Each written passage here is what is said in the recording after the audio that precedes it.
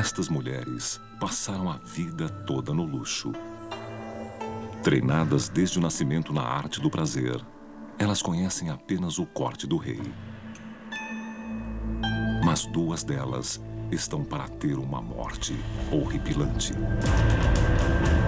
O nome de seu executor é conhecido: Sun Tzu, guerreiro, filósofo e autor de A Arte da Guerra. Esse antigo texto contém os segredos para a vitória na guerra e na vida. Agora, as táticas e estratégias da arte da guerra são reveladas em detalhes para ajudar a solucionar um mistério militar. Os resultados das maiores batalhas americanas foram previstas há 2000 anos. O livro profetizou o destino dos nazistas. Previu como o Norte venceria a Guerra Civil. E por que os Estados Unidos seriam derrotados no Vietnã? Entenda as lições da arte da guerra e você vencerá. Ignore-as e você lutará na escuridão.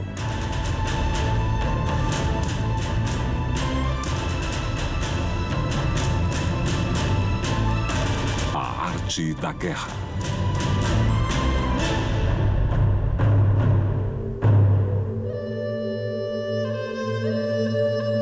O rei He-Lu, governante do estado chinês de Wu, agonizava diante de uma ameaça iminente. Um vizinho hostil estava pronto para invadir o estado. Desesperado para defender o seu reino, He-Lu convoca uma das maiores mentes militares da história, Sun Tzu. Sun Tzu é significativo porque tem uma filosofia holística coesa sobre como abordar a estratégia. Se você ouvir Sun Tzu, se seguir os princípios dele, você será vitorioso. Se você ignorá-lo, é por sua conta e risco, porque com certeza você vai perder. Sun Tzu garantiu ao rei He-Lu que podia treinar o exército de Wu, que está em menor número, para superar e derrotar a força invasora. O rei He-Lu fez uma pergunta a Sun Tzu. Desafiou Sun Tzu de uma maneira que foi meio jocosa. Ele disse: "Você afirma que pode transformar qualquer um em soldado? Pode transformar as mulheres do palácio, aquelas concubinas mimadas e moles, numa força militar?" E Sun Tzu respondeu: "É claro que sim." Ele simplesmente mostrou às mulheres quais eram as manobras mais importantes. Escolheu as duas concubinas mais antigas para servir como líderes de pelotão. E as encarregou de supervisionar a disciplina em suas unidades. Mas quando Sun Tzu ordenou que o exercício começasse, as mulheres simplesmente começaram a rir. Então Sun Tzu disse: "Está certo. Talvez a minha instrução não tenha sido clara. Agora vou repetir as minhas instruções usando uma linguagem simples." Ele disse às concubinas que quando os tambores soassem, elas deveriam se reunir como soldados, com lanças e espadas e ficar em formação. E na segunda vez, o que aconteceu? Elas riram de novo. Sun Tzu disse que se as ordens não eram claras, era culpa do general que os soldados não obedeciam. Mas se as ordens fossem claras e elas haviam sido claras, era culpa dos oficiais subordinados se as ordens não eram obedecidas. Só havia uma maneira de Sun Tzu convencer as concubinas de que realmente falava sério.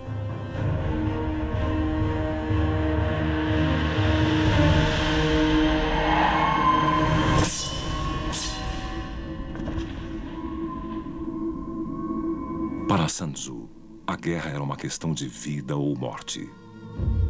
Esse é o princípio básico de seus ensinamentos.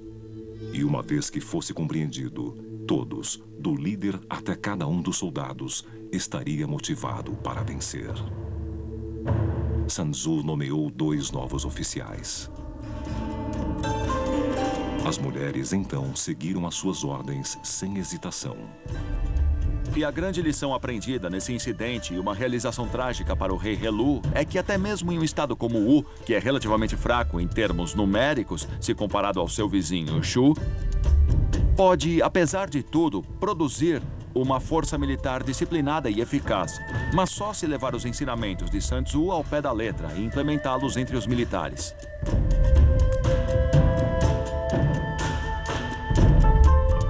Embora as mulheres jamais fossem para um campo de batalha, Sun Tzu conseguiu o seu intento.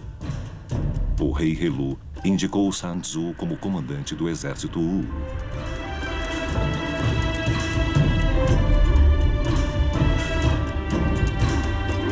Sun Tzu então deveria cumprir a sua promessa e treinar uma força de 30.000 homens para lutar contra um exército 10 vezes maior. As estratégias e táticas que ele usou nesse confronto tornaram-se a fundação de sua grande obra, A Arte da Guerra. Sun Tzu escreveu A Arte da Guerra por volta de 500 a.C. O livro foi escrito verticalmente em tiras de bambu, cada uma com 21 centímetros. Cada tira contém de 15 a 20 ideogramas chineses. As tiras então foram minuciosamente unidas umas às outras. E nos 13 capítulos de A Arte da Guerra estão os segredos para o sucesso. Se você entende a arte da guerra e os princípios contidos nele, pode prever o resultado de guerras ou batalhas. A Arte da Guerra está repleta de ideias importantes, mas 3 princípios básicos se destacam e unificam a filosofia de Sun Tzu. Sun Tzu diz: conheça o seu inimigo e conheça a si mesmo, e em 100 batalhas você nunca correrá perigo. Em A Arte da Guerra, entender o seu inimigo é crucial para a vitória. Sun Tzu diz que vencer 100 batalhas não é o auge da habilidade, mas que subjugar o inimigo sem lutar é. A luta custa vidas e dinheiro. Sun Tzu estima o general que é mais astuto e não mais forte do que o seu oponente. Sun Tzu diz: evite a força, ataque a fraqueza. No decorrer da história, exércitos se enfrentam frente a frente no campo de batalha para mostrar a sua força e coragem. Mas Sun Tzu não liga para a glória, ele só quer vencer. Embora cada um desses princípios seja importante, pense neles como filamentos de uma corda bem forte. Individualmente, eles podem ser fortes, mas quando você os junta e usa holisticamente, são impossíveis de arrebentar. Por mais de 1000 anos, os escritos de Sun Tzu ficaram ocultos, disponíveis apenas a imperadores e estudiosos autorizados. Eles foram descobertos no Japão, no século VIII, e desde então, os seus ensinamentos se espalharam pelo mundo. Mais recentemente, a Arte da Guerra deu origem a centenas de livros que aplicam os seus ensinamentos aos esportes, política e negócios. Hoje, o livro faz parte do currículo de muitas escolas de guerra, inclusive o West Point. Mas, como veremos, nem sempre os conselhos de Sun Tzu são seguidos, e isso quase sempre leva ao desastre. Acho que, com o passar do tempo, se os generais tivessem dado ouvidos a Sun Tzu, provavelmente não teria havido muitas das sangrentas guerras de atrição sofridas pela humanidade. Ele era muito centrado na noção de como atinjo o meu objetivo com a menor quantidade de recursos e com a menor quantidade de destruição. Os princípios de Sun Tzu estavam para ser testados.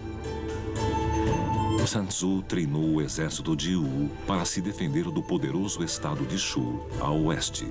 No início dessa guerra entre Wu e Shu, quando Sun Tzu recebeu o comando de um exército de Wu, parecia que Shu tinha todas as vantagens. O exército de Sun Tzu tinha apenas cerca de 33.000 homens, enquanto as tropas de Shu tinham centenas de milhares de homens. E liderando os 300.000 guerreiros de Shu estava Nang Hua, um primeiro-ministro corrupto e com fome de poder.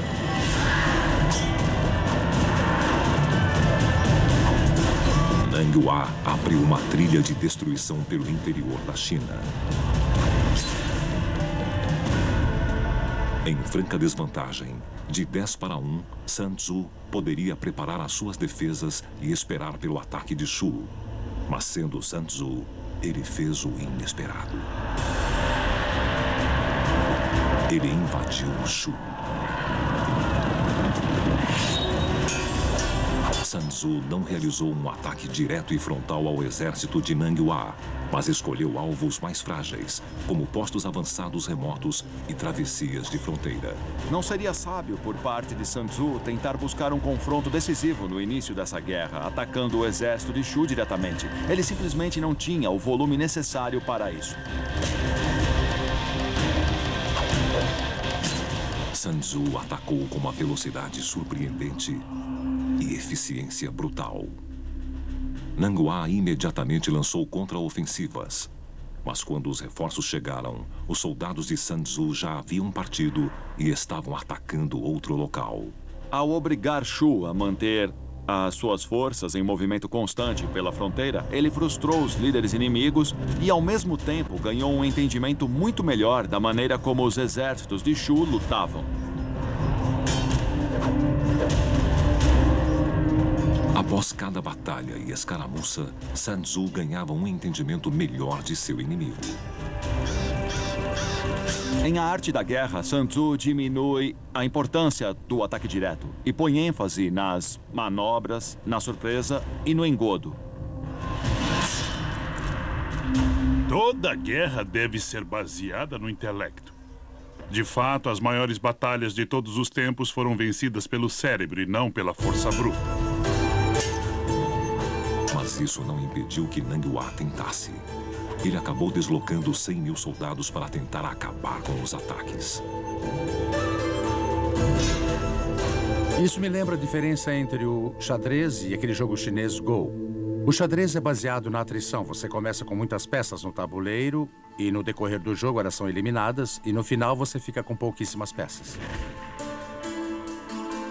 O objetivo do xadrez é forçar o seu oponente a se render, eliminando as peças dele.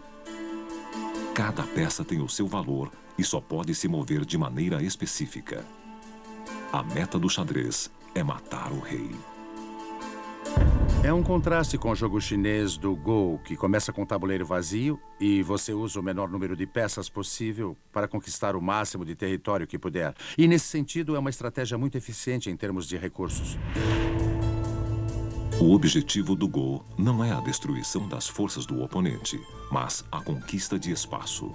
A meta do Go é capturar o máximo de território com a menor quantidade de peças. Usando uma estratégia semelhante àquela do Go, Sun Tzu decidia onde e quando lutava. Ele evitava o contingente mais forte do exército de Nanguá e atacava onde ele era mais fraco. As táticas de guerrilha de Sun Tzu contra as forças de Shu ecoam história afora. Mas é durante uma guerra infame, mais de 2000 anos depois, que elas mais ressoam. E onde o segredo derradeiro de Sun Tzu se torna mais evidente.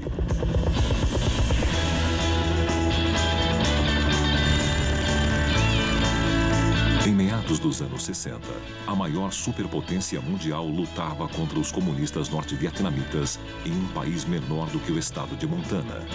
O general William Westmoreland, um intransigente oficial da ativa na Segunda Guerra Mundial, via o campo de batalha como um tabuleiro de xadrez, onde os exércitos se enfrentam frente a frente.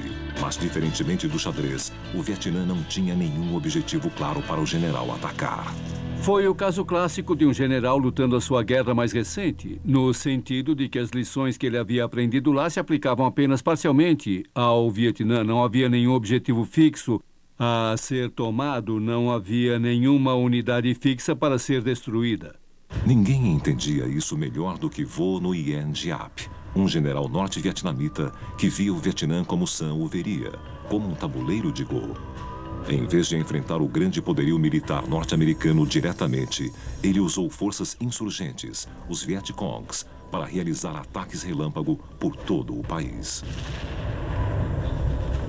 Vimos algo muito parecido com os ataques de Sun Tzu a Shu nas táticas e nas operações norte-vietnamitas na Guerra do Vietnã. Giap havia aprendido o princípio de Sun Tzu, que era mais importante ser mais inteligente do que o inimigo e não mais poderoso. e que são táticas e estratégia e não um poder de fogo superior que levou os Estados Unidos a perderem a guerra no Vietnã. Derrota que Sun Tzu previu milhares de anos antes. E a maneira como Sun Tzu foi capaz de fazer isso, assim como prever o resultado da invasão da Normandia e o último e angustiante dia de batalha de Gettysburg, está para ser revelado. Sun Tzu diz: na guerra, a superioridade numérica apenas não oferece nenhuma vantagem. Não avance contando apenas com o poderio militar. Eram meados dos anos 60 no Vietnã. O general norte-americano William Westmoreland ordenou bombardeios aéreos intensos.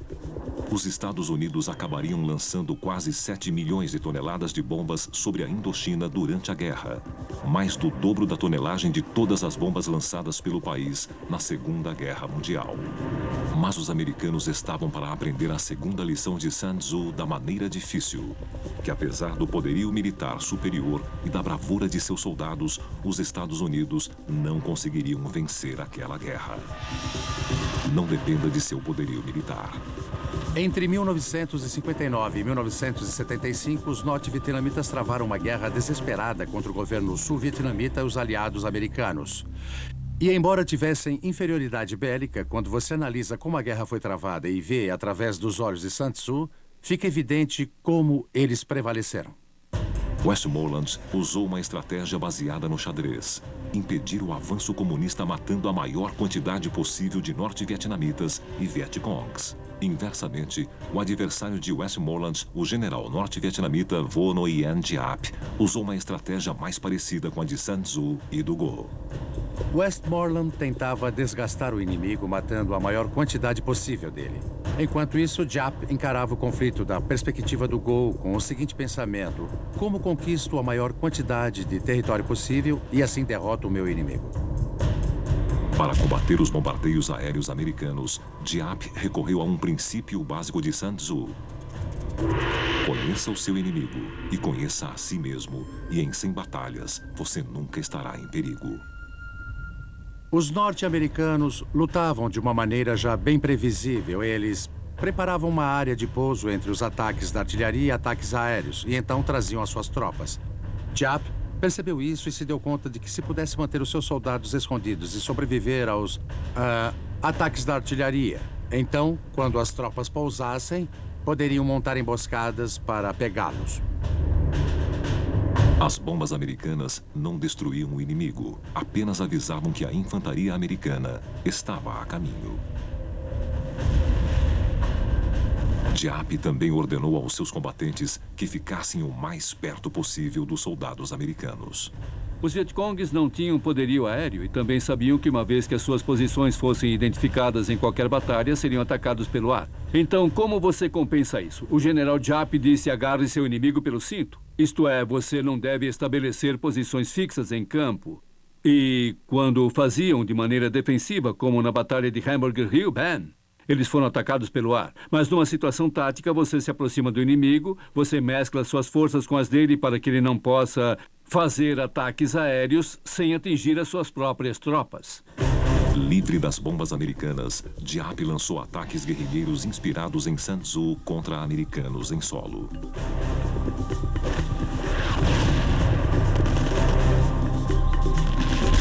Com emboscadas, armadilhas montadas com granadas de mão e atiradores de precisão. Giap começou a fazer ataques concentrados contra os americanos.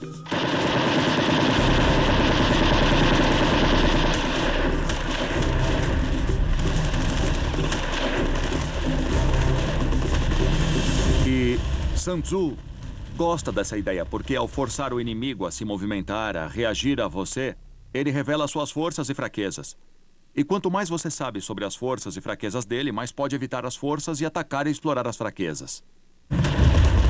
E a maior fraqueza dos Estados Unidos nessa guerra não era no campo de batalha.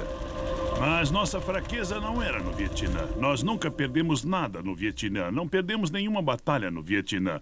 Mas perdemos na determinação do povo norte-americano em continuar com a guerra. Giap percebeu isso desde o início e sabemos que ele não tentou nos derrotar no Vietnã. Ele tentou nos derrotar nos Estados Unidos. Giap sabia que se pudesse fazer o povo norte-americano se voltar contra a guerra, poderia derrotar o poderio militar norte-americano. No início da guerra, cerca de 80% dos americanos apoiavam a ação militar no Vietnã. Entre 1965 e 1967, o presidente Johnson aumentou o contingente americano dramaticamente, de 190 mil para quase 500 mil. Mas mais soldados era sinônimo de mais fatalidades. Entre 1959 e 1965, os americanos haviam perdido 2.000 homens em batalha. Mas em 1966, o número saltou para 6.000 e então em 1967 saltou para 11.000. E isso foi porque Westmoreland estava agindo com base numa estratégia de atrição. Ele queria levar a batalha até os norte-vietnamitas e tentar matar a maior quantidade possível de soldado deles. E é claro que isso levou a mais fatalidades entre os americanos. Ignorando o aumento na mortalidade e o potencial revés político, Westmoreland insistiu na estratégia do xadrez.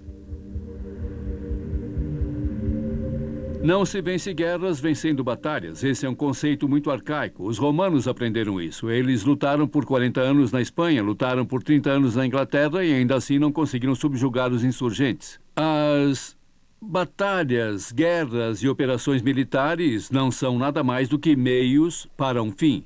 Meios para a realização de metas estratégicas, certo? E, a propósito, essas metas frequentemente são políticas. O que acontece com os militares é, como costumávamos dizer no exército, entrou na chuva é para se molhar. Os militares têm um truque que é a guerra, e o que acontece conosco agora, na atualidade? A guerra e as batalhas se tornam um fim por si só, sem levar em consideração se levam ou não à meta estratégica derradeira, que é acabar com a motivação do inimigo. Mas não importava o quanto o campo de batalha ficasse sangrento, a motivação dos vietnamitas nunca se acabava. Certa vez, Giap afirmou que estava disposto a perder 10 homens para cada americano. Muitos soldados norte-vietnamitas tinham uma tatuagem que dizia "Nascido no norte para morrer no sul". E Giap sabia que essa diferença o levaria a derrotar os americanos, que então tinham mais de 500 mil de soldados no Vietnã, muitos dos quais não queriam estar lá. Acredite, todos os recrutas só queriam dar o fora de lá. Todos chegavam lá com um dia de retorno, que era a data de expectativa de retorno para casa, ao país. Então, eles já chegavam lá pensando nisso, na data fixa que deveriam voltar para casa. E era muito duro treiná-los para o tipo de coisas que as forças de operações especiais têm de fazer para lutar contra insurgentes. Então, se juntar tudo isso, verá que foi um fracasso de pensamento estratégico, uma falha em apreciar o contexto cultural no qual as coisas ocorriam e, inevitavelmente, chegar à conclusão de que eles não conseguiram criar táticas eficazes. Para combater a insurgência guerrilheira de Giap, Westmoreland lançou missões de busca e destruição por todo o sul do Vietnã. Ele acreditava que estava conseguindo eliminar os insurgentes vietcongues de Giap. Contudo, um relatório do Pentágono, divulgado após a guerra, mostra o quanto ele estava errado. O que descobriram em mais de 80% dos casos em que as tropas americanas lutaram contra as tropas vietcongues foi o fato de que era o inimigo que escolhia a hora e o lugar das emboscadas. Que realmente não estávamos buscando e destruindo nada. E que realmente, se o inimigo não queria lutar, ele só nos deixava tropeçando no mato. Mas quando ele queria lutar, escolhia a hora e o lugar. As táticas de guerrilha de Giap estavam funcionando. Mas, de repente, a sua estratégia, inspirada em Sun Tzu, foi contrariada por seus oficiais comandantes. Eles ordenaram que Giap planejasse uma ofensiva direta, em grande escala, contra as forças norte-americanas. Giap sabia que isso era suicídio, então ele alterou o plano. Voltando aos princípios de Sun Tzu, ele decidiu coordenar um ataque simultâneo em várias frentes, em centenas de locais diferentes pelo sul do Vietnã. A data do ataque, 31 de janeiro de 1968, o feriado do novo ano lunar vietnamita, chamado Tet.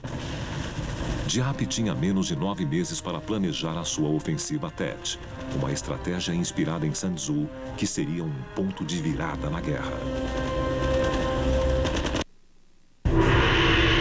Sun Tzu diz: Que os seus planos sejam impenetráveis como a noite. Depois, ataque como um raio. Durante a Guerra do Vietnã, o general norte-vietnamita Vo Nguyen Giap preparava sua ofensiva Tet em segredo absoluto. E assim como o mestre Sun Tzu, Giap depositou a sua fé em seus espiões. Sun Tzu dava muita importância aos espiões e, de fato, devotou todo um capítulo a diferentes tipos de espiões e como eles poderiam ser usados. Sun Tzu teria ficado impressionado com a rede de espiões do general Giap no Vietnã do Sul. Giap entendia que conhecer bem o inimigo valia 10 divisões, e então o que aconteceu foi que ele literalmente havia criado uma rede de espiões sem par. Cada barman, cada motorista de táxi, cada dançarina de boate, qualquer um que lidasse com americanos, era uma fonte de informação em potencial para os Vietcongues. O supervisor do ponto de táxi que ficava em frente ao quartel-general americano em Saigon supostamente era o chefe do serviço de informações Vietcong. A ideia era essa, simplesmente ouvindo o que os americanos estavam dizendo, que os soldados contavam às garotas, às prostitutas, aos traficantes de drogas, a compilação dessas informações permitia a eles prever o movimento das unidades americanas. E, como resultado, como o estudo posterior mostrou, nós não surpreendemos ninguém. Eles sabiam praticamente todo o tempo onde atacaríamos. Com informações minuto a minuto sobre o inimigo, Giap deu continuidade aos seus planos para a ofensiva Tet. O elemento surpresa era essencial, mas seria inútil se os seus homens não estivessem bem armados. O desafio seguinte de Giap era descobrir como trazer e esconder milhares de armas pelo Vietnã do Sul. A solução viria de Sun Tzu, engodo e segredo. Então, Giap foi para o subterrâneo. E descobrimos um enorme complexo de túneis que percorriam quilômetros e com 3 ou 4 níveis de profundidade. Havia hospitais de campo lá embaixo e depósitos de suprimentos. Era onde os Vietcongues e os norte-vietnamitas iam para descansar e se recuperar. E havia bebidas e garotas lá embaixo. E alguns túneis passavam diretamente sob acampamentos norte-americanos. O mais complexo desses túneis fica ao norte de Saigon, em Co Chi. Estendendo-se desde a fronteira do Camboja, são mais de 120 quilômetros de passagens interligadas. Construídos pelos vietnamitas nas décadas de 40 e 50, os túneis foram originalmente escavados à mão na argila dura, usando ferramentas agrícolas. Na década seguinte, os túneis foram expandidos e fortificados com zigue-zagues e quedas repentinas para resistir aos ataques americanos. Os Vietcongs adicionaram entradas secretas, sistemas de ventilação camuflados e portas com explosivos.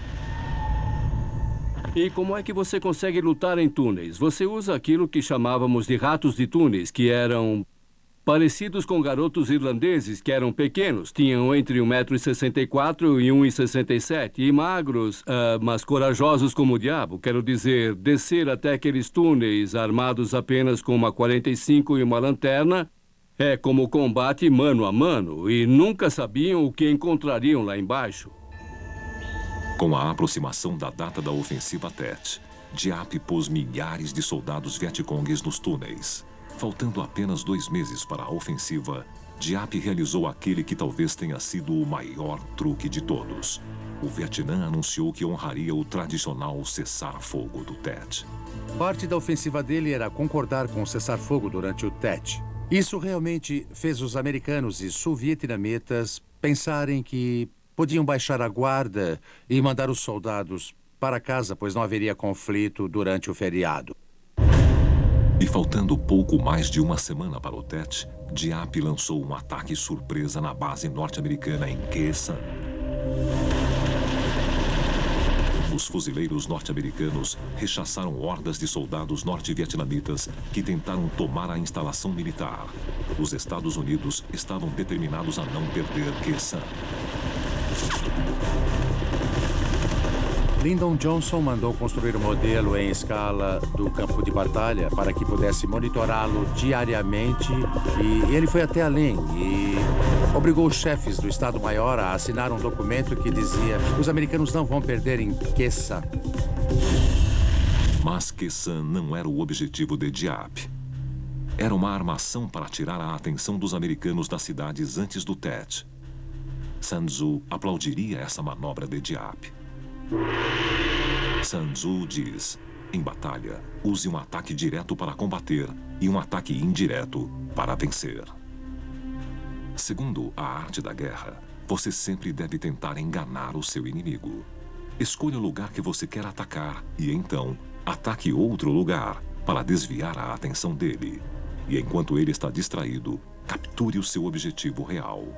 Diap havia feito o que podia para se preparar para a ofensiva Tet. Ele usou espiões, segredo e engodo. Era hora de atacar. 31 de janeiro de 1968. Fogos de artifício estouraram. Era o ano lunar do Tet. De repente, a comemoração se tornou mortífera. Mais de 80 mil soldados vietcongues lançaram ataques individuais e simultâneos em mais de 100 cidades, vilarejos e bases norte-americanas em todo o Vietnã do Sul. A ofensiva Tet havia começado. Os americanos e os sul-vietnamitas ficaram em estado de choque, paralisados. Eles achavam que o inimigo estava nas últimas pernas. E, contudo, chegavam relatos de todo lugar, de cada cidade, de cada vilarejo, cada base, informando que estavam sendo atacados. Os comandantes norte-americanos viram o mapa do Vietnã do Sul se acender como uma máquina de fliperama. Nós não podíamos acreditar que eles haviam conseguido deslocar tantos soldados para tão perto das cidades, e eles planejaram isso com paciência, levaram meses para posicionar suas armas e tropas lá e dar cobertura a elas. Foi um incrível feito logístico. Os informantes de Diap conduziram as tropas vietcongues e norte-vietnamitas pelas ruas até alvos estratégicos. Um grupo capturou a estação da Rádio Nacional, enquanto o outro fazia um buraco na parede da embaixada americana e avançava pelo prédio. Parecia que a ofensiva Tet seria bem sucedida, mas o norte ignorou um princípio muito importante de Sun Tzu, e isso lhes custaria caro. Sun Tzu diz: para uma guerra ser bem-sucedida, existem 5 fatores fundamentais: clima, terreno, comando, doutrina militar e o mais importante, a influência moral. Influência moral significa que um líder deve ter o apoio do povo. Senão, a guerra fracassará. E essa é uma pista importante para solucionar um mistério de 2000 anos. Sun Tzu previu a derrota americana no Vietnã? Durante o progresso da ofensiva Tet em 1968, os vietcongues carregavam listas negras e assassinavam simpatizantes dos sul-vietnamitas à vontade. E um dos massacres mais brutais aconteceu na cidade de Hue. Eles massacraram 5.000 pessoas em Hue. Muitas delas funcionárias do governo, cujo único crime era trabalhar para uma agência governamental. E eles também eliminaram, literalmente exterminaram, centenas de freiras, cujo único crime era ser freiras católicas.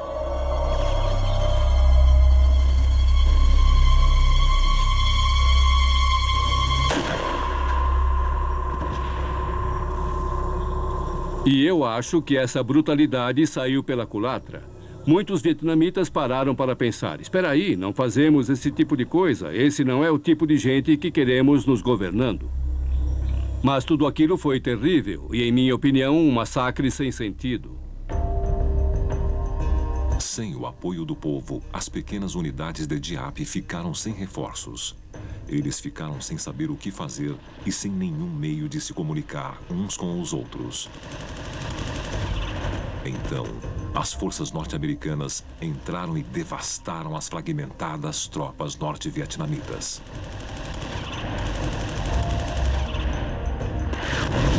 Nos primeiros dias de ataque, houve 10.000 mortes, enquanto as forças norte-americanas sofreram apenas 250 baixas. Para os norte-vietnamitas, o Tet foi um desastre militar. Mas o conceito de influência moral de Sun Tzu vale para os dois lados. Quando os americanos viram as imagens da ofensiva Tet na televisão, o apoio à guerra rapidamente se dissipou. E o efeito que isso teve foi reverter totalmente a opinião das pessoas sobre a guerra. Achávamos que estávamos vencendo no Vietnã, mas descobrimos que estávamos perdendo a guerra. E acho que naquele momento tudo nos Estados Unidos mudou. Deve manter o apoio popular.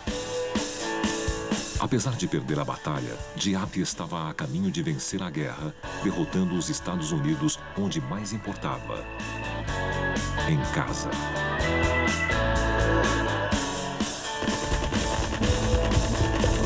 Após a ofensiva, Diap voltou a usar táticas de guerrilha.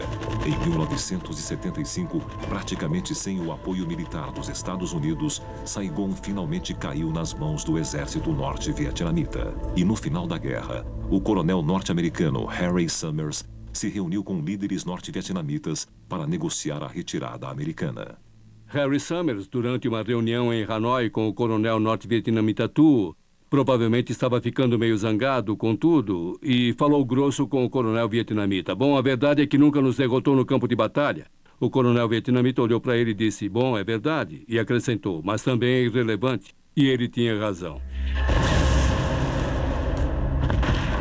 O contexto político, que era mais importante, muito mais do que o militar, como sempre foi, no decorrer da história, foi mais uma vez para lembrar que a guerra é um meio para um fim, e que esse fim quase sempre é regido pela política e não pela vitória ou derrota militar.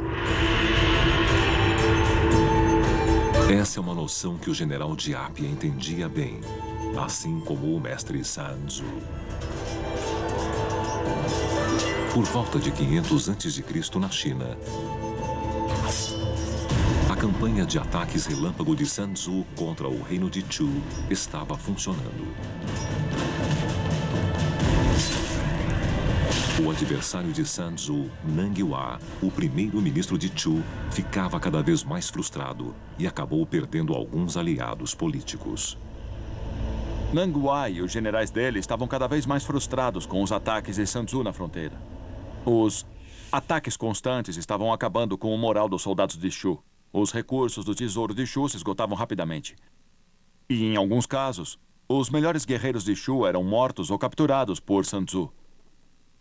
Enfrentando esse dilema, Nang Hua foi obrigado a se voltar para os aliados de Chu para obter homens, dinheiro e suprimentos.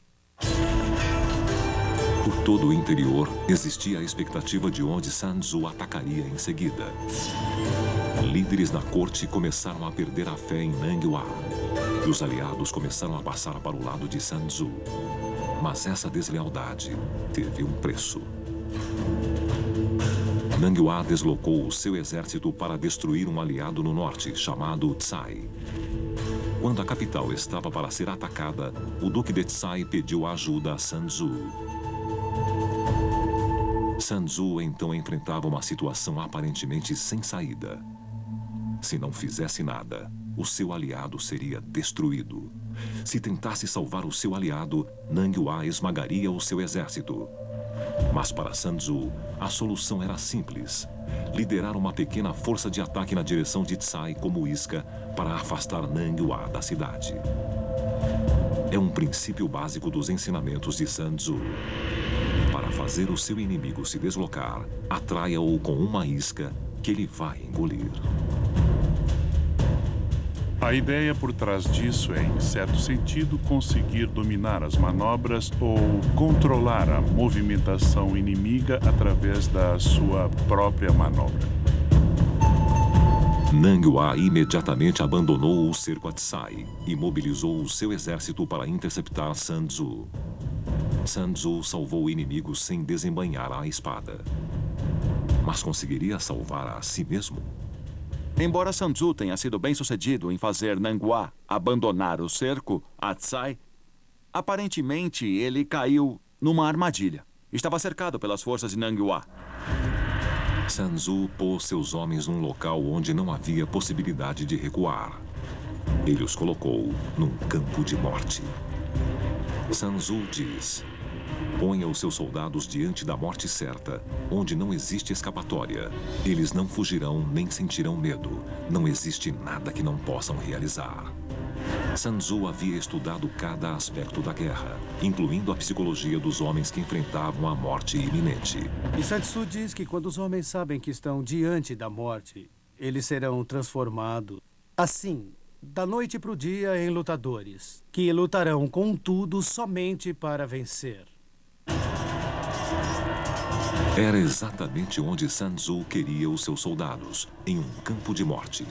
Mas outro exército também enfrentou esse problema. Mas o que estava em jogo era o destino do mundo. 6 de junho de 1944, na Segunda Guerra Mundial, tropas aliadas invadiram a Europa. Eles desembarcaram nas traiçoeiras praias da Normandia, na França.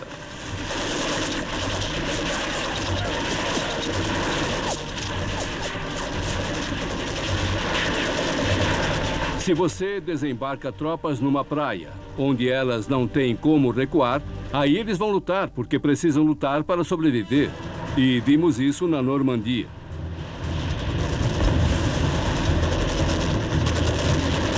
O que aqueles homens passaram foi quase inacreditável. Porque quando você vê aquelas praias e vê o que aqueles homens tiveram que enfrentar, naquele momento você sofre um verdadeiro choque. E fica-se muito orgulhoso de ser americano, pelo menos em minha opinião.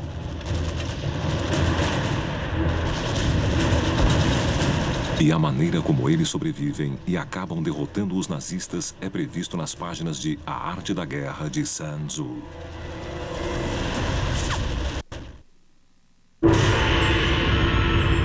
Sun Tzu diz: toda guerra é um engodo. Se você puder enganar o seu inimigo antes da batalha, você tem uma maior probabilidade de vencer. Imagine que eu tenho 10 mil soldados e você tem 1 milhão. Certo? O que eu preciso fazer para enfrentar você? Bom, eu preciso enganá-lo. Certo? Fazer você dividir as suas forças em grupos mais espalhados. O comandante supremo dos aliados, Dwight D. Eisenhower, levou esse princípio ao pé da letra enquanto se preparava para invadir a Europa na Segunda Guerra Mundial. A sua estratégia de invasão na Normandia foi uma das mais ousadas na história e está pronunciada nas páginas de A Arte da Guerra, de Sun Tzu. Em 1944, a Alemanha nazista sabia que os aliados estavam a caminho, mas não sabiam onde ou quando viriam.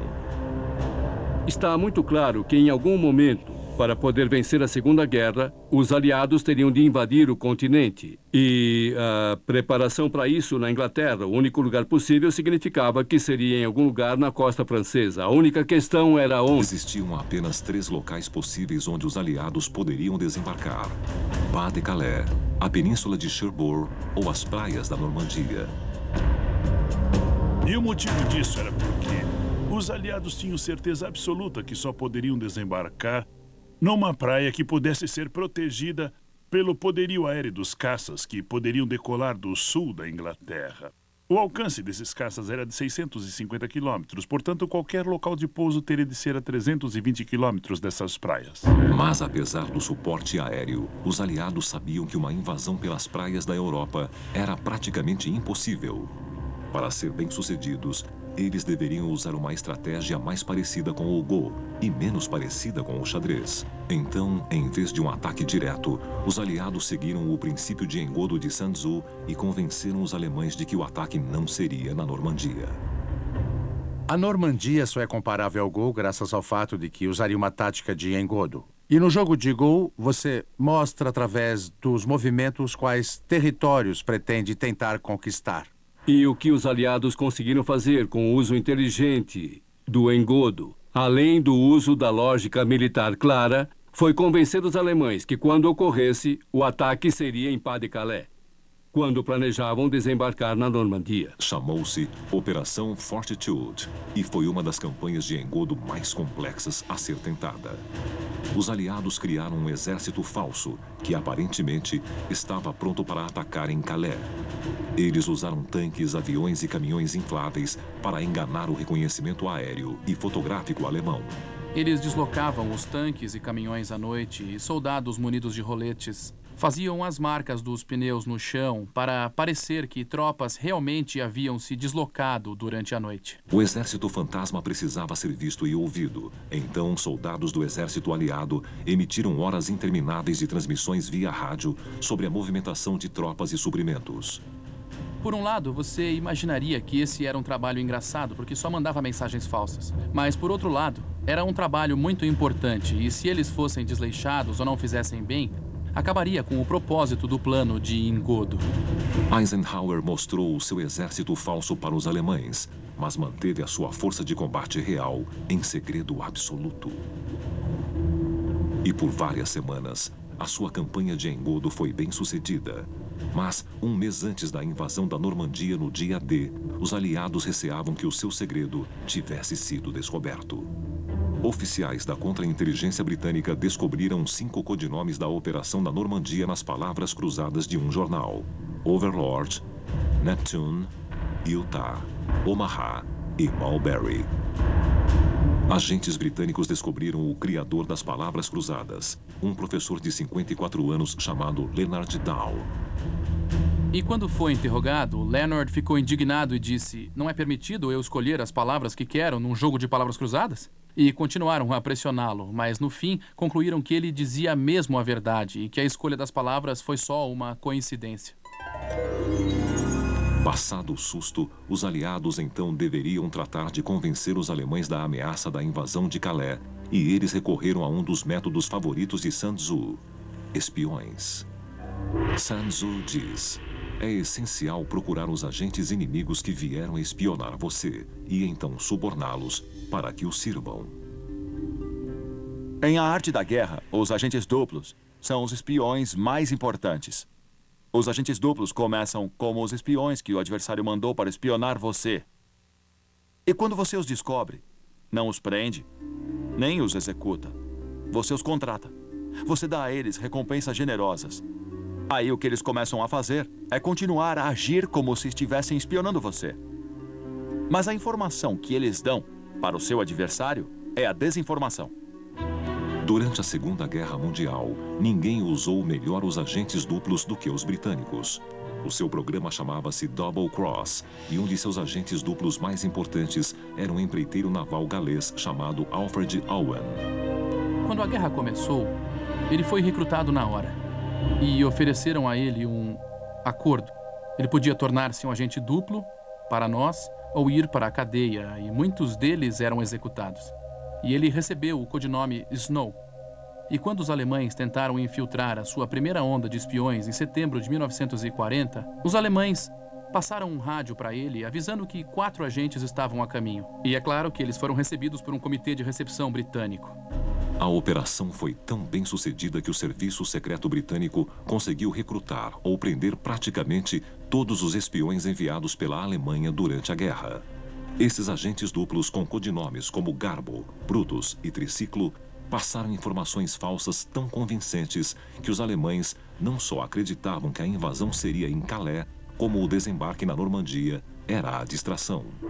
Sun Tzu diz: um general sábio alcança uma grandiosidade muito além dos homens comuns através da previsão. Sun Tzu ensinava a importância do engodo e da previsão para descobrir as intenções do inimigo. E os aliados tiveram sucesso na previsão, decifrando os códigos alemães. Durante anos, os alemães acreditavam que a sua máquina de codificação, chamada Enigma, era totalmente indecifrável. Ela era capaz de codificar uma mensagem de 150 milhões de maneiras. Mas, com a ajuda de um matemático polonês, o Serviço Secreto Britânico fez o impossível, decifrando e interceptando mensagens alemãs em uma questão de horas. O seu sistema de decodificação foi chamado de Ultra. Usando o Ultra, os aliados sabiam o que os alemães estavam pensando, a sua percepção do campo de batalha e a sua visão do que estava acontecendo. Assim, eles podiam fornecer informações para os espiões alemães, reforçando essas concepções errôneas. Sun Tzu elogiaria o Ultra por sua habilidade de ler a mente do inimigo. A arte da guerra, essencialmente, usa a mente para travar uma guerra. Isso quer dizer que é uma batalha entre mentes. Então, para vencer o seu inimigo, você precisa ser capaz de ler a mente dele. Mas, às vezes, saber o que o seu inimigo pensa cria dilemas morais. Segundo um oficial do Serviço Secreto Britânico, no dia 14 de novembro de 1940, os britânicos decodificaram uma mensagem alemã sobre um ataque iminente na cidade inglesa de Coventry. Se Churchill tentasse proteger a cidade, os alemães saberiam que ele estava lendo as mensagens deles. Devia ter sido uma posição muito difícil para ele se encontrar e uma decisão muito difícil para ele tomar. E nesse caso em particular, ele estava de olho na vitória dos aliados a longo prazo. E ele, essencialmente, sacrificou os cidadãos de Coventry que se perderam naquela noite. Coventry foi devastada pelo ar. A destruição foi tão grande que os alemães cunharam uma nova frase, Coventryted, para descrever a destruição total de uma cidade. A história é controversa, pois não há evidências palpáveis para sustentar a afirmação de que Churchill foi avisado sobre o ataque a Coventry. Com a aproximação do dia D, através do Ultra e de sua rede de espiões, os aliados descobriram que os nazistas ainda acreditavam que a invasão viria por Calais. Ainda assim, atacar a Normandia seria difícil, pois os alemães haviam estabelecido defesas ao longo de toda a costa. Sun Tzu elogiaria a preparação dos aliados para o desembarque e a sua maestria no engodo, mas condenaria o que fizeram quando chegaram lá.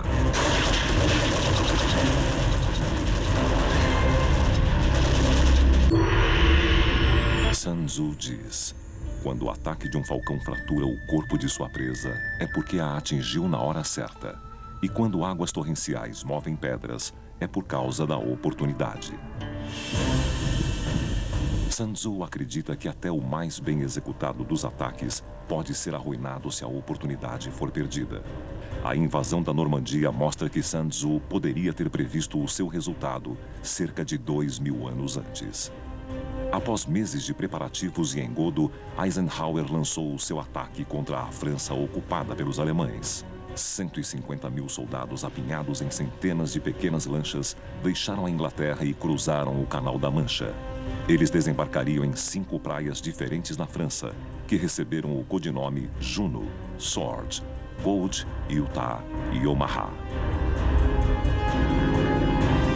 Quando as lanchas se aproximaram das praias, 15.000 aeronaves e 7.000 navios realizaram um ataque coordenado nas praias.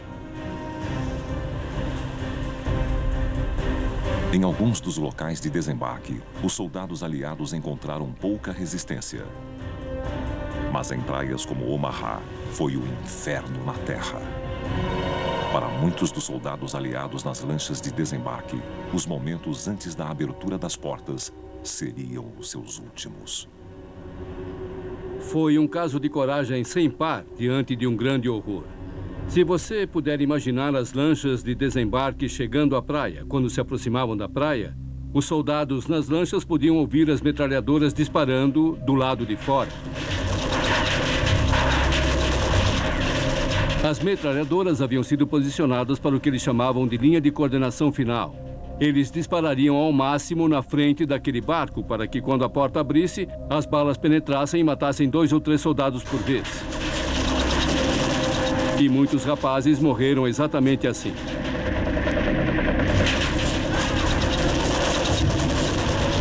Muitos não conseguiram sequer sair dos barcos.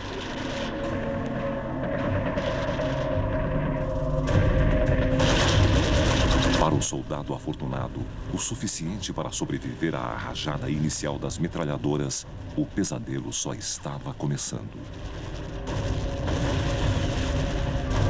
Ele então tinha de atravessar quase 200 metros de terreno repleto de minas, com o peso adicional de equipamentos molhados e pesados.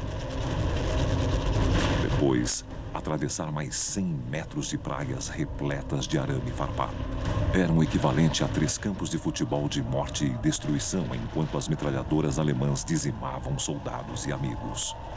Se você tiver chance de visitar Omaha, ela mudará a sua visão de mundo. Ela mudará toda a sua visão sobre os Estados Unidos. Fará você se dar conta do incrível heroísmo demonstrado por aqueles rapazes. Os aliados sobreviveram ao campo de morte, exatamente como Sun Tzu previu, lutando juntos, sem nunca desistir. Foi um horror sem comparação. E ainda assim eles continuaram avançando. E você imagina por quê? Como você motiva soldados a fazer isso? E talvez Sun Tzu seja de fato brilhante aqui. Você os obriga a fazer aquilo porque não existe outra alternativa senão a morte. O que você vai fazer? Largar o equipamento e voltar a nado para a Inglaterra? Não havia nenhum plano de evacuação a não ser que estivesse ferido. E não havia como se recusar a sair do barco. Então, em certo sentido, ao colocar aquela quantidade de soldados na praia, está fazendo como Sun Tzu, porque está pondo o exército numa situação em que precisa lutar ou morrer. E eles lutaram. Lutaram bem e sobreviveram. Os aliados também se beneficiaram de outro princípio de Sun Tzu, pois o líder de seu inimigo os subestimou. Sun Tzu diz: é essencial para a vitória que os generais não sejam tolhidos por seus líderes. A estrutura do comando aliado dava autoridade total ao general Eisenhower como comandante supremo de todas as forças na frente ocidental. E sob ele, havia 4 comandantes. Um para a Marinha, para a Força Aérea, para o grupamento do Exército Americano e o grupamento do Exército Britânico. No mundo empresarial, seria um organograma limpo com responsabilidades bem definidas. A grande vantagem de Eisenhower é que ele era capaz de trabalhar com todo tipo de pessoa e havia uma grande quantidade de primadonas em ambos os lados. Ele era capaz de trabalhar com essas pessoas e trabalhar para o bem comum. Podia-se esperar que um ditador como Hitler tivesse uma cadeia de comando ainda mais eficiente do que os aliados. Mas era exatamente o oposto. Hitler estabeleceu um sistema confuso de autoridade sobreposta. Ele queria garantir que nenhuma pessoa abaixo dele tivesse todas as informações ou todo o controle sobre as forças à sua disposição. Então, ao dividir a autoridade, Hitler garantia sua posição como único a tomar a decisão final sobre a disposição e alocação das tropas. O general von Rundstedt era o comandante em chefe para as forças ocidentais.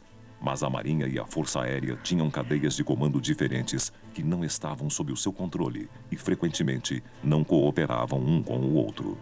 A Waffen-SS, um braço militar separado que luta ao lado do exército alemão, se reportava a Himmler, e von Rundstedt tinha apenas controle indireto das divisões mecanizadas. 4 unidades de tanques estavam sob o seu comando, mas os outros 6 estavam divididos entre os grupamentos B e G do exército. Era uma confusão total. O estilo de liderança de Hitler e a estrutura de comando caótica no exército alemão transformam Hitler num adversário ideal para uma campanha do estilo de Sun Tzu. Ele interferia constantemente nas decisões de seus subordinados. Os generais que deveriam estar agindo objetivamente e profissionalmente ao tentar defender a França contra a invasão aliada. Um dos maiores erros de Hitler era a maneira como deslocava as suas preciosas divisões de tanques Panzer.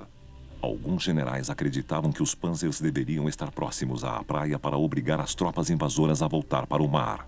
Outros achavam que os tanques deveriam ser mantidos na reserva para que pudessem ser usados em force, onde quer que os aliados escolhessem desembarcar. E já que nenhum dos generais tinha autoridade para decidir, a decisão recaía sobre Hitler.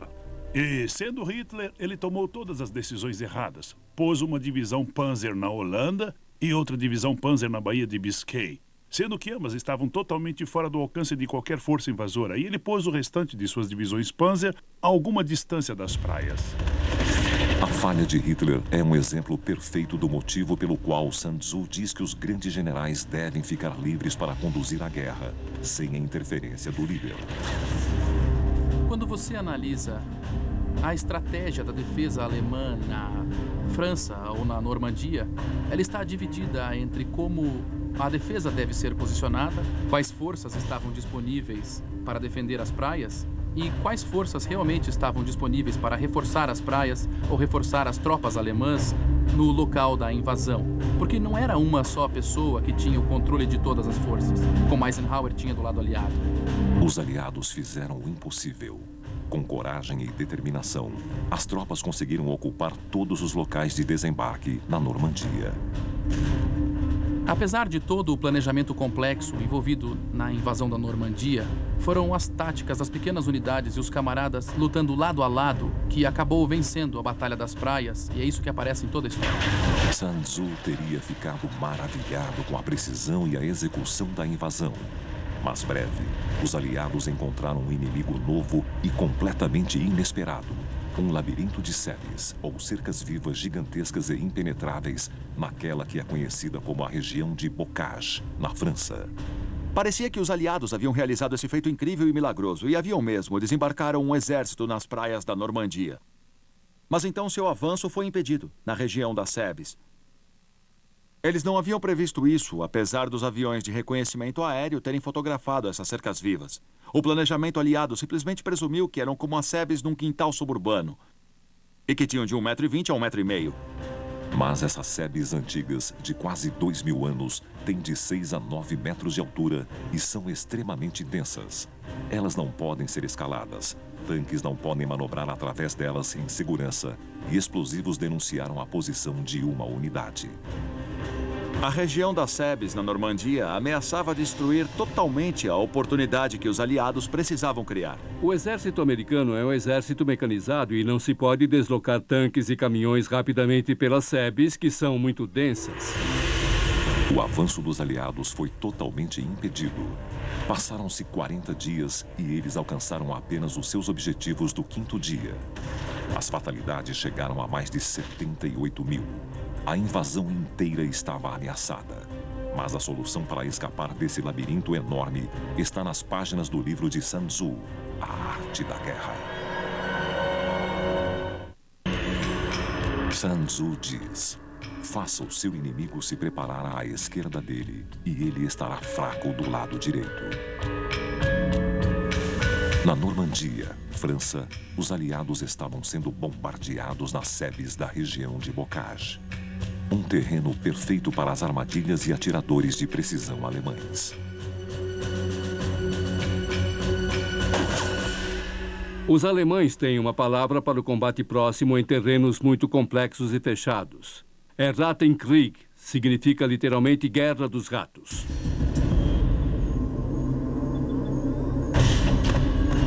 Essencialmente quer dizer que a guerra é reduzida praticamente ao combate individual, 1 ou 2 homens contra 1 ou 2 outros, porque o terreno, nesse caso as sebes, não permitem manobras. Não permitem que você use os seus avanços tecnológicos, como a artilharia, o poderio aéreo e a mobilidade dos tanques, e os ponha em uso.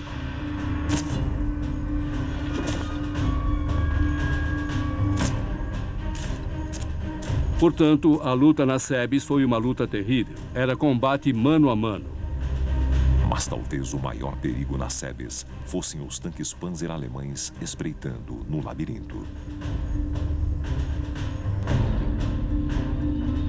Na verdade, os britânicos tinham um panfleto sobre como caçar tanques. Eles enviavam equipes especializadas de indivíduos com bazucas ou Piats, como os exércitos britânicos e canadenses chamavam, para realmente caçar tanques e para inutilizá-los. E o manual, na verdade, o compara a uma caçada a grandes animais, onde você espreita um tigre ou um elefante e tenta apanhá-lo. Finalmente, os aliados criaram uma estratégia inspirada em Sun Tzu para ajudar a livrá-los da carnificina na região de Bocage. O plano era atrair a maior parte das forças alemãs lutando em Bocage para a cidade de Cannes, deixando para trás um grupamento enfraquecido. Primeiramente porque Cannes tinha campos de pouso e eram os mais próximos de Paris. Então os alemães estavam relativamente certos que atacaríamos por Cannes. O plano aliado começou com a Operação Goodwood, um ataque aéreo fulminante contra a cidade de Cannes. Os alemães engoliram a isca e deslocaram as suas divisões Panzer para longe de Bocage, deixando apenas 1,5 divisão para trás para segurar as forças norte-americanas nas sebes. Os Estados Unidos imediatamente aproveitaram a oportunidade e realizaram um ataque aéreo fulminante sobre o restante das divisões de tanques Panzer alemãs na chamada Operação Naja. Sun Tzu diz que você deve se comportar como a cobra. Por quê? Para que quando você é atacado pela frente, a retaguarda reforça a frente. Você ataca na retaguarda e a frente pode reforçar aquele ponto. E se você é atacado no meio, as duas laterais podem entrar. Então, para Sun Tzu, na verdade, é o inimigo que está atacando você. E sua resposta precisa ser flexível. Com praticamente todos os tanques alemães destruídos, as forças norte-americanas conseguiram fazer um buraco na linha alemã com artilharia, tanques e infantaria. Finalmente, após semanas de frustração, os aliados conseguiram sair do bocage. A Operação Goodwood, em Cannes, e o sucesso da Operação Naja na região do bocage mudaram a equação estratégica. Os aliados, antes estagnados, voltaram à plena força. Durante toda a invasão da Normandia, a mão invisível de Sun Tzu levou os aliados à vitória, através do uso que fizeram do engodo, previsão e de uma estrutura de comando superior que motivou o exército inteiro a lutar como um só. Sun Tzu diz: o exército vencedor percebe as condições para a vitória primeiro e então luta. O exército perdedor luta primeiro e só depois busca a vitória. A batalha entre os reinos de Wu e Chu prosseguia. A pequena força Wu de Sun Tzu estava em um campo de morte. Eles estavam cercados pelo exército de Nanghua, o primeiro-ministro de Chu.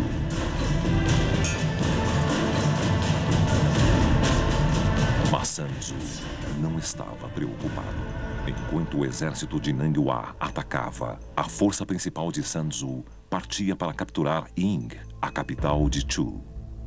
Quando Nanghua se deu conta de que a força principal de Sun Tzu estava decidida a atacar Ying, tinha uma decisão dura a tomar. Obviamente, ele queria matar Sun Tzu, ele queria dizimar a força sob o comando de Sun Tzu. Mas enquanto não achava que a força de Wei, o grosso da força de ataque, era uma ameaça à capital Shu, ele temia que o defensor de Ying, um outro general, receberia o crédito por defender a capital contra as forças de Wu. E como resultado, ele recuou rapidamente para defender Ying. Esse seria o erro mais colossal de Nanghua durante a guerra. No decorrer da história, Nanghua, assim como outros generais, entraram em batalhas sem dispor de todas as informações de que precisavam. Milhares de anos depois, no interior da Pensilvânia, mais um general entrou em batalha sem saber o que o esperava. Foi o general confederado Robert E. Lee, que alguns consideram o maior comandante na história norte-americana. Contudo, em Gettysburg, Lee não observou a sabedoria de Sun Tzu e pagou um preço terrível. Sun Tzu diz: nação alguma já se beneficiou da guerra prolongada. A Guerra Civil Americana é o cenário de pesadelo de Sun Tzu. Um impasse sangrento que acabaria custando mais de 620 mil vidas. De longe, a guerra mais mortífera na história americana.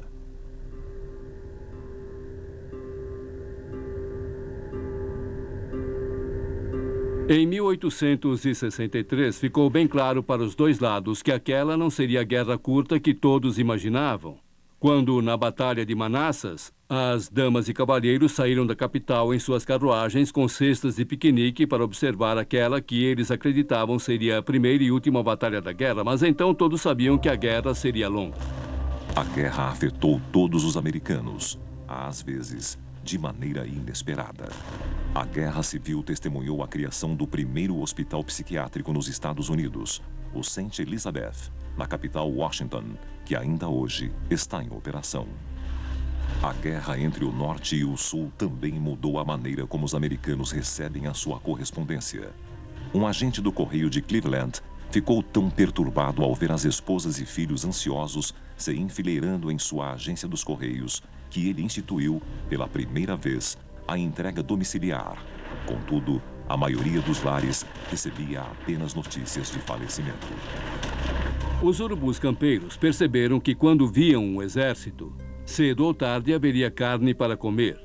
E enquanto as tropas se deslocavam, frequentemente, centenas de urubus campeiros voavam acima deles, apenas esperando pela carnificina, pelas feridas abertas, para arrancar os seus olhos e comer as suas entranhas como se fossem outra carniça qualquer. É uma cena pavorosa, mas toda guerra é assim. Às vezes é horripilante. Os hospitais de campanha da Guerra Civil eram açougues humanos, com braços e pernas empilhados.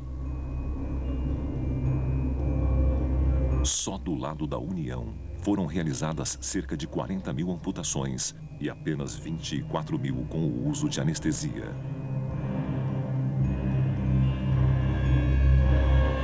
Médicos realizavam dezenas de cirurgias sem sequer lavar as mãos.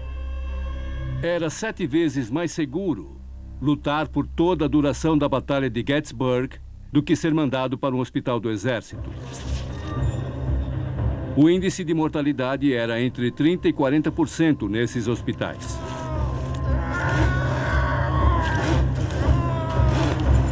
Portanto, amputar um membro era apenas uma parte. Depois havia o problema da gangrena, da supuração e da infecção. Então, a taxa de mortalidade era incrivelmente alta. A Guerra Civil Americana é um exemplo clássico do motivo pelo qual Sun Tzu alerta contra a guerra. Mas outros princípios de A Arte da Guerra provar-se-ão instrumentais na maneira que a guerra termina. Sun Tzu diz: aqueles que sabem lutar trazem o inimigo para o campo de batalha, não são trazidos por ele. Pensilvânia, 1863. A Guerra Civil era um empate sangrento. No final de junho daquele ano, o general confederado Robert E. Lee audaciosamente deslocou o seu exército de quase 60 mil homens para o território da União. Embora a maioria das batalhas na Guerra Civil Americana fosse travada no Sul, Lee decidiu que era o momento de invadir o território da União. O plano de Lee era destruir a maior quantidade possível de postos militares em Maryland e na Pensilvânia, enquanto os exércitos da União defendiam Washington, a capital. Um dos alvos principais era Camp Curtin, na periferia de Harrisburg, o maior depósito de suprimentos militares no norte. A estratégia do ataque de Lee no norte não era tanto de cunho militar quanto era político. E ele tentara basicamente derrotar Lincoln politicamente. Ele torcia para que uma derrota arrasadora do norte incentivasse as pessoas a perder a fé na guerra. A ação militar ousada de Lee para obter uma vitória política é mais uma estratégia do Go do que do xadrez. Exatamente o tipo de plano que Sun Tzu teria admirado. Mas à medida que o grosso das forças de Lee avançava pelo norte, em Gettysburg, houve uma escaramuça entre duas unidades da cavalaria. Haight, um general confederado, tinha uma divisão em Cashtown e queria se deslocar para Gettysburg para pegar sapatos que havia em uma fábrica lá. Esse foi o único motivo porque ele foi, e ele dessa maneira se deslocou sem nenhum entendimento do que poderia estar diante dele. E no processo deu início à maior guerra que já foi travada no hemisfério ocidental. Lee ficou sabendo da escaramuça e que também uma grande força de ataque da União estava em Gettysburg. Em vez de mandar um grupo de reconhecimento da cavalaria para confirmar o relato, Lee ordenou a mobilização de todo o seu exército. Foi um erro colossal. Lee decidiu abandonar o seu plano original. Ele abriu mão do que chamamos de meta estratégica e cometeu o erro de permitir que ocorrências operacionais ditassem a estratégia. Lee ordenou que todas as suas forças convergissem em Cashtown, um vilarejo pequeno, a apenas 11 quilômetros de Gettysburg. Sun Tzu não gostaria dessa escolha, pois ninguém fora enviado para aliar a situação. Se Robert Lee tivesse lido Sun Tzu, saberia que não deveria avançar baseado no que achava que estava acontecendo e gastar seus recursos tentando descobrir o que realmente estava acontecendo. Sun Tzu diz: desloque-se apenas quando vir uma vantagem e houver algo a ganhar. Lute apenas se a conquista de uma posição for essencial. Cerca de 60 mil soldados confederados começaram a chegar de Cashtown e Carlisle. 3 mil soldados da União se posicionaram no cume McPherson. Eles tentaram segurar o avanço dos soldados inimigos até a ajuda chegar. Mas os reforços estavam muito distantes, a caminho da capital. Então, os soldados da União recuaram para o sudeste em Cumy Cemetery, uma cadeia montanhosa disposta na forma de anzol. O Cumy Cemetery oferecia uma grande vantagem defensiva. O terreno estava tão a favor da defesa que eu acho que a qualquer segundo, qualquer tenente de West Point teria escolhido aquele local caso tivesse oportunidade. Quando o general Hancock da União chegou, declarou que era a melhor posição natural que ele havia visto. Lee imediatamente viu o perigo na posição da União. Mas, já que as tropas da União ainda estavam chegando, ele acreditava que estavam vulneráveis. Lee então deu a ordem ao general confederado Ewell, que muitos acreditavam não ser realmente uma ordem. E Lee disse a ele: ataque quando você achar praticável. Ele não ordenou que atacasse. Ewell, inexperiente em campo, não sabia o que estava acontecendo e então decidiu não atacar. Ewell decidiu que não era praticável porque os soldados dele estavam cansados e que estavam exaustos e ele queria descansar.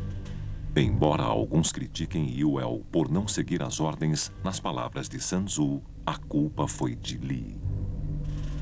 Se nós analisarmos aquela famosa conversa entre o rei Helu de Wu e Sun Tzu, naquele incidente com as concubinas do palácio, vemos que a clareza nas ordens é essencial. Naquele momento, Sun Tzu disse: se as ordens não são claras, a culpa é do general. Em Gettysburg, vemos Lee dando ordens que não eram claras e bastante ambíguas a seus subordinados. Os reforços da União logo chegaram e fortaleceram a posição deles. Lee teria de lutar morro acima. Sun Tzu diz: quando o inimigo ocupa terrenos altos, não o confronte. E se ele atacar morro abaixo, não se oponha a ele.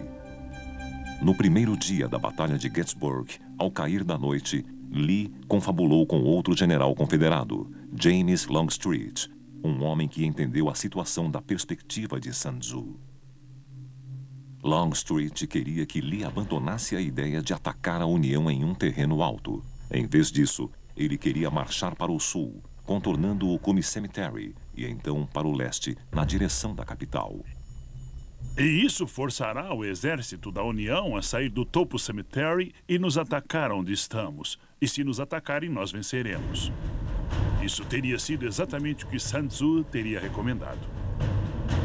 Mas Lee disse não. Ele apontou para o Cumy Cemetery e disse: o inimigo está ali e eu vou atacá-lo ali. Lee desistiu de sua estratégia Go e reverteu para o xadrez. Longstreet ficou pasmo. Ele viu o exército da União embrenhado nos morros e sabia que não deveriam ser atacados. Sun Tzu teria aconselhado contra isso. Ele teria dito: avalie a situação, ajuste as suas forças, encontre outra maneira de atacar o inimigo.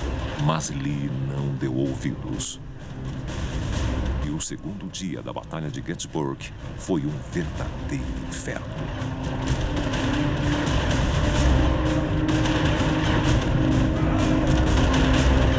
Pastagens bucólicas foram transformadas em campos de morte.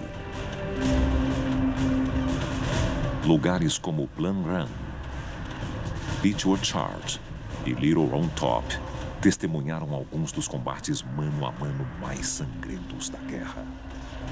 O mais terrível do combate mano a mano são as lembranças. E durante grande parte da guerra, você poderia puxar o gatilho e talvez ver alguém cair. Talvez, mas no geral não. Esse era um combate bem pessoal, com baionetas, coronhadas, tiros de pistola na cabeça e no rosto. E você vê isso. E isso tira um pedaço de você, e é por isso que havia fatalidades psiquiátricas. Deus sabe quantos soldados de ambos os lados se lembram daquela batalha.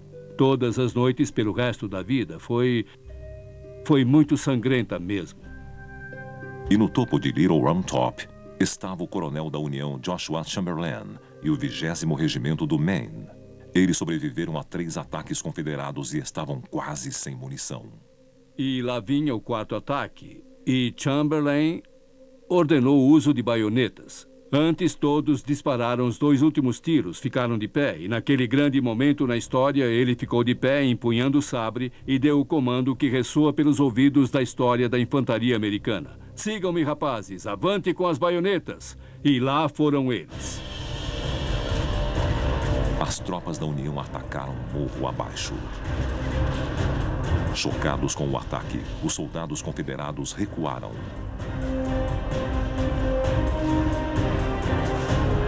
E, contrariando a sorte, a União defendeu Little Round Top. O princípio de Sun Tzu, de nunca atacar um inimigo em terreno alto, se mantém. Mas isso não impediu Lee, pois ele ignoraria Sun Tzu mais uma vez e ordenaria que os seus homens atacassem morro acima mais uma vez. Sun Tzu diz: existem alguns exércitos que não devem ser enfrentados e algumas posses que não devem ser contestadas. O sol nasceu no 3º dia da Batalha de Gettysburg. Apesar dos milhares de cadáveres espalhados pelos campos, Robert E. Lee, o general confederado, estava para ordenar que seus soldados atacassem morro acima mais uma vez. Uma das coisas que você nunca deve fazer numa guerra é nunca apostar numa situação sem saída. Siga o conselho de Sun Tzu. Use um ataque para explorar uma vitória. Nunca use um ataque para se recuperar de uma derrota. E Longstreet entendia isso. O general Longstreet novamente sugeriu a Lee que deveriam dar a volta no Cuny Cemetery e ameaçar Washington, a capital, para extrair a União das terras mais altas. Longstreet entendeu que os confederados estavam numa posição terrível. Estavam em menor número, não tinham o controle do terreno mais alto, haviam sofrido baixas terríveis nos últimos 2 dias de combate e não existia nenhuma chance real de expulsar o exército da União do terreno mais alto. Mas Lee sentia que os homens dele já haviam se sacrificado demais para voltar. Lee deu a ordem para atacar. A carga da infantaria foi liderada pelo major-general George Pickett. E diz a história que Longstreet estava sentado lá e Pickett disse: devo atacar, general. E Longstreet apenas baixou a cabeça e olhou para longe. General, devo atacar? E Longstreet novamente olhou para o outro lado. Aí ele disse: general, eu vou atacar. E mais uma vez Longstreet olhou para o lado. Ele nunca deu a ordem de atacar. Ele sabia que era suicida. No sufocante calor de julho, 12.500 soldados confederados, liderados por Pickett, fizeram uma marcha determinada, atravessando um campo aberto de quase 1,5 km de extensão. Enquanto avançavam agrupados, milhares foram derrubados pela artilharia e pelo fogo de rifles da União. Não havia onde se abrigar. Praticamente não havia distância entre as forças da União e as forças confederadas. E as forças da União foram capazes de apenas permanecer atrás dessas posições reforçadas e disparar nos confederados. E então os confederados não tinham como se defender.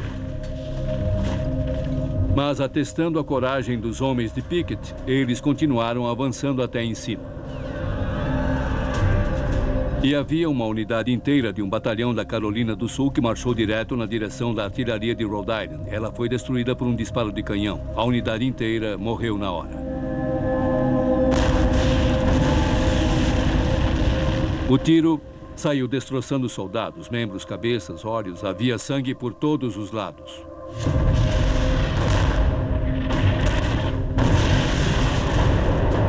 Dentre os mais de 12.000 soldados confederados que participaram do ataque, apenas 5.000 sobreviveram. A Batalha de Gettysburg terminou. Sun Tzu teria ficado horrorizado com o desperdício trágico do ataque Pickett. Sun Tzu sempre acreditou em usar o intelecto sobre a força e nunca atacar uma força inimiga diretamente se pudesse fazer o contrário. Em Gettysburg, Lee não ajustou a estratégia às situações que encontrou. Ele se recusou a recuar, até mesmo quando a situação era claramente irremediável. E Lee tirou o chapéu, desmontou, caminhou até o campo e disse: é tudo minha culpa, rapazes, é tudo minha culpa. Tem toda razão, general, é tudo sua culpa. Ninguém em sã consciência teria ordenado isso. O senhor deveria ter ouvido Sun Tzu. No final, a sua falha em aplicar a sabedoria de Sun Tzu é um dos fatores que custou aos confederados a guerra. Sun Tzu diz: quando as tropas fogem, são insubordinadas, caem ou são derrotadas em batalha, a culpa é do general. Em A Arte da Guerra, Sun Tzu imagina o general supremo como um homem inteligente e astuto, jamais precipitado, nem arrogante. Exatamente o oposto do adversário de Sun Tzu na guerra de Wu Chu, Nanghua. Sun Tzu é totalmente contra o comportamento impulsivo, o comportamento precipitado, ou fazer o exército marchar dobrado para conquistar a vitória. Pois na mente de Sun Tzu, a vitória vem de um estudo pensado, de cálculos detalhados e muito bem preparados. Embora Nanghua tivesse um exército maior e mais poderoso, usando a inteligência, Sun Tzu mostrou que era o mestre. Nanghua correu para a sua capital, acreditando que Sun Tzu estava prestes a invadi-la. Mas o mestre jamais tivera a intenção de atacar uma cidade tão bem protegida. É um engodo para atrair Nanghua para uma armadilha, que funcionou perfeitamente. Sem aviso, mais de 20 mil guerreiros de elite de Sun Tzu cercaram as forças de Nanghua.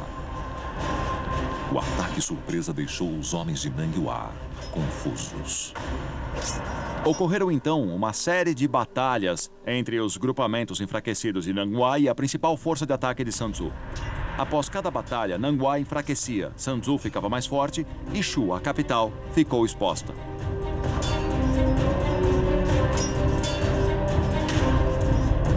Sun Tzu se juntou à sua força principal e atacou o desorganizado exército Chu.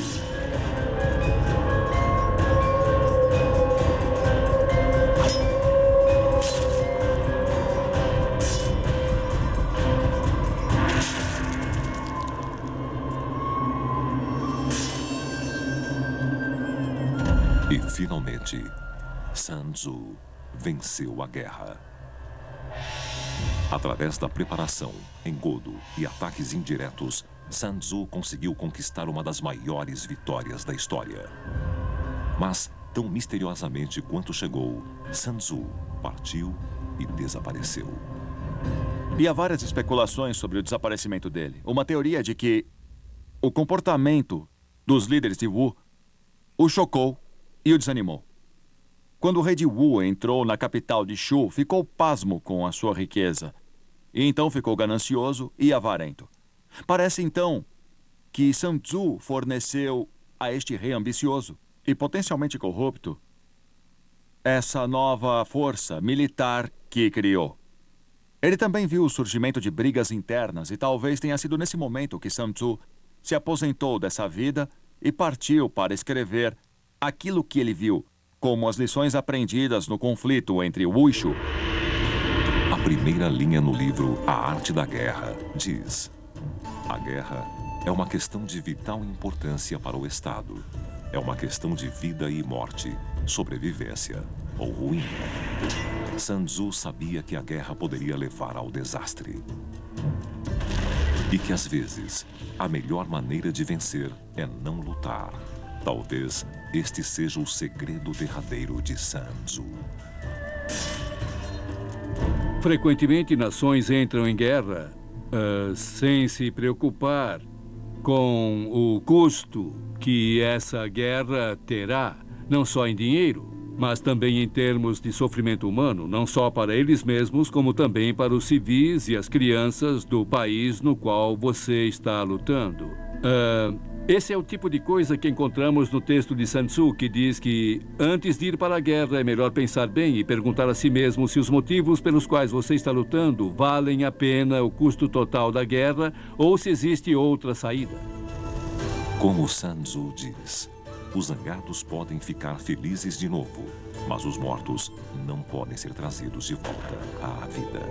Ainda assim, alguns historiadores acreditam que o gênio por trás de A Arte da Guerra, na verdade, não era Sun Tzu, mas sim vários estrategistas.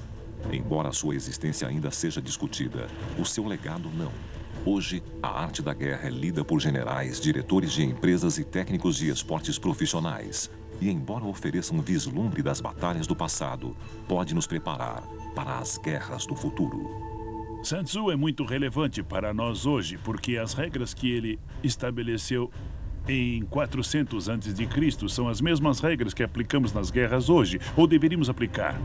As recomendações para a guerra indireta que aprendemos com o legado Sun Tzu são o segredo para as guerras de hoje, porque hoje não há como lutar as guerras diretas pesadas e convencionais, porque nenhum exército vai nos atacar de maneira convencional. Nós teremos de usar os métodos indiretos para lidar com o inimigo que Sun Tzu recomendou. E quanto mais rápido aprendermos, maior a chance de sucesso nas guerras futuras.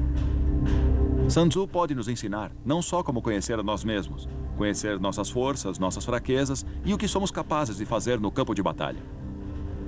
Mas também nos lembra constantemente de que é tão ou mais importante cultivar uma compreensão profunda e fundamental dos nossos adversários, para melhor atingirmos as nossas metas. E é por isso que o livro é um legado eterno. No decorrer da história, os princípios de Sun Tzu guiaram os resultados da guerra. Devemos, então, acatar a sua sabedoria ou lutar na escuridão.